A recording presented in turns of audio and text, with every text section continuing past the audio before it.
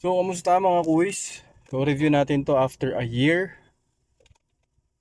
of using itong Android head unit. So, ngayon, well actually, nasa ibang may-ari na siya, which is yung bunsong kapatid ni Mrs. So, working pa siya all working pa rin. Yan.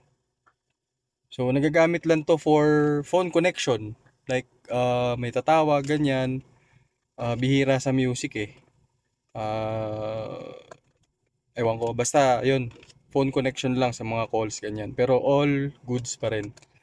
So yun lang yung update natin after a year of using this Android head unit. So lalagay ko na lang yung description kung ano yung specifications niya dun sa video description siya sa pin comments. Yun lang. Bye-bye!